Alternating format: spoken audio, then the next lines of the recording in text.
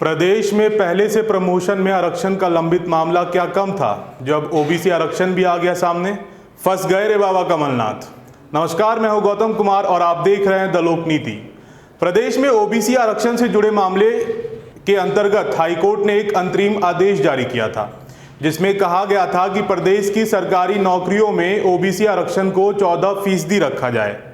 लेकिन इसके खिलाफ 13 याचिकाएं दायर हुई हैं और सभी याचिकाओं में यही मांग की गई है कि यह फैसला गलत है और ओबीसी आरक्षण को 14 से बढ़ाकर वापस 27% कर दिया जाए। दस्तावेज की मांग पर सरकार की चुप्पी। गुरुवार को हाईकोर्ट में इसकी सुनवाई हुई। सुनवाई के दौरान चीफ जस्टिस ए.के. मित्तल और जस्टिस विजय शुक्ला की पीठ ने सरकार से सवाल किया कि क्या उनके पास राज्य में अनपिछड़ा वर्ग की आबादी कितनी है, उनकी आर्थिक स्थिति क्या है, शासकीय नौकरियों में इस वर्ग का कितना प्रतिनिधित्व है, इसका कोई आंकड़ा है। इस पर सरकार की ओर से पेश महाधिवक्ता शशांक शेखर ने कहा कि उनके पास अभी ऐसा कोई भी आंकड़ा मौजूद नहीं है। कोर्ट ने कहा कि इससे रिलेटेड सभी दस्तावेजों को जल्द से जल्द पेश किया जाए और साथ ही सरकार को यह भी हिदायत दी गई है कि इस दस्तावेज के पेश हो जाने के बाद कोई भी दस्तावेज स्वीकार नहीं किया जाएगा। कोर्ट ने यह भी साफ किया कि 28 अप्रैल से मामले की नियमित सुनवाई होगी और सुनवाई पूरी होने तक प्रदेश में ओबीसी को 27% आरक्षण देने पर रोक लगी रहेगी। साथ ही आपको बता दें कि अब कोर्ट के इजाजत के बिना पीएससी में नियुक्तियां नहीं हो पाएंगी। हालांकि पीएससी चयन परीक्षा के मामले में कोर्ट ने कहा कि जब तक सभी याचिकाओं की सुनवाई पूरी नहीं होती तब तक पीएससी परीक्षा के उम्मीदवारों की चयन प्रक्रिया जारी रहेगी, लेकिन बिना कोर्ट के आदेश के और इजाजत के इसको अंतिम रूप नहीं दिया जाएगा, यानी कि नियुक्तियां नहीं की जाएंगी।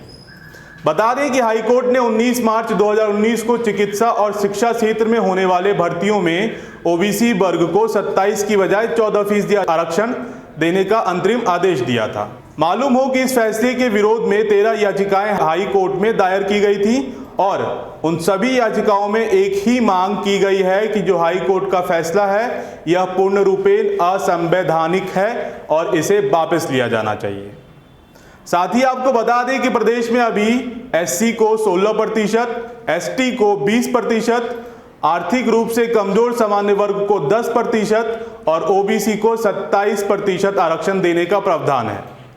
इस हिसाब से देखा जाए तो प्रदेश में कुल 73% आरक्षण लागू है। फैसले के विरोध में दाखिल याचिकाओं में कहा गया था कि 73% आरक्षण सुप्रीम कोर्ट के 1995 के फैसले के खिलाफ है। तब कोर्ट ने आदेश दिया था कि किसी भी परिस्थिति में कुल आरक्षण 50% से अधिक नहीं होनी चाहिए, इसलिए 27% आरक्षण का फैसला वापिस होना चाहिए।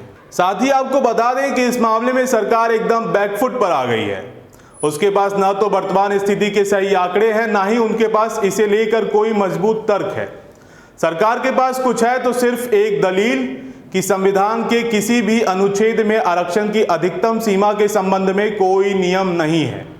बता दें कि मध्य प्रदेश में एससी, एससी, ओबीसी की जनसंख्या लगभग 87% है और अकेले ओबीसी की जनसंख्या 52% है। प्रतिनिधित्व के आधार पर ओबीसी को अधिक आरक्षण दिया जाना पूरी तरह संवैधानिक है। जी हां, पूरी तरह संवैधानिक है। फिलहाल यह देखना होगा कि आरक्षण जैसे संवेदनशील मुद्दे पर हाईकोर्ट और सरकार अपना क्या रुख रखती है। अब तो फाइनली यही कहा जा सकता है कि हाईकोर्ट पीछे हटने को बिल्कुल भी तैयार नहीं दिख रही है, यानी कि उसने जो आदेश दिया है उसे वह यथावत रखने की पूरी कोशिश करेगी। आगे की बातें तो सुनवाई होने के बाद ही साफ हो पाएगी। चलिए, अब तो आने वाला वक्त ही यह बता पाएगा कि वर्तमान कमलनाथ सरकार आरक्षण के इस जिन को किस तरीके से अपने से दूर करती है, क्योंकि शिवराज के समय में भी प्रमोशन में आरक्षण वाले मामले ने खूब सुर्खियां बटोरी थी। तो अब ऐसे में यह मामला और भी दिलचस्प हो जाता है, क्योंकि अब सत्ता पर काबिज शख्स कमलनाथ है और पूरी उम्मीद और कयास भी लगाए जा रहे हैं। विपक्ष आगामी सत्र में इस मामले को जोर शोर से उठाएगी। तो आज तक के लिए सिर्फ इतना ही। मुझे यानी गौतम को दीजिए इजाजत और इस तरह की प्रदेश की राजनीतिक और सामाजिक झलकियों को आसान भाषा में समझने के लिए देखते रहिए द लोकनीति। नमस्कार।